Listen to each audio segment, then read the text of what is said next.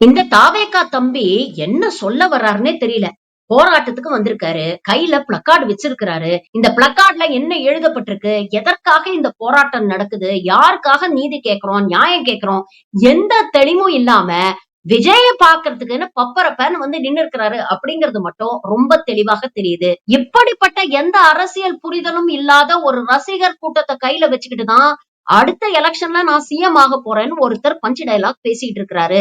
இதெல்லாம் உங்களுக்கு தேவையா விஜய் சார் அப்படின்னு சமூக வலைதளங்கள்ல பல பேர் இன்னைக்கு கழுவி கழுவி ஊத்திட்டு இருக்காங்க. நீங்களே பாருங்க. என் பேர் வந்து NK பாலாஜி. நான் வந்து என்னோட ஃபேன்ஸ் வந்து அல்லு அர்ஜுன், ராம் சரண்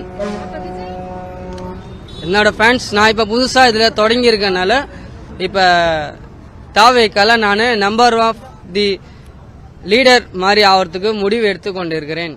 தமிழ்நாடு அரசு தலைமைச் செயலகம், Ripon building, high court judge, lawyer of the advocate அனுபவம் பட்டு விட்டேன்.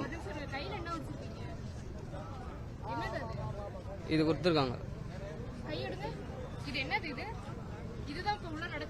ஆமா மேடம், இப்பதான் இது இது தெரியல மேடம், புதுசா ஒரு இன்ஸ்ட்ரக்ஷன் எடுத்திருக்காங்க. ஆமா மேடம். ஆமா மேடம், அது தெரியல மேடம். இது எல்லாருக்கும் பொதுவா கொடுத்துருக்காங்க, அதனால நான் என் கையில வாங்கியிருக்கேன்.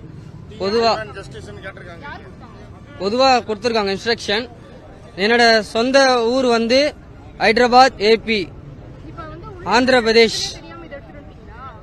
இவங்க இதுல இருக்க மேடம், நம்பர் ஆஃப் தி லீடர்ல இருக்கிறேன், உங்க குரூப்ல இருக்கிறேன் நான். இப்ப இதுக்கு நான்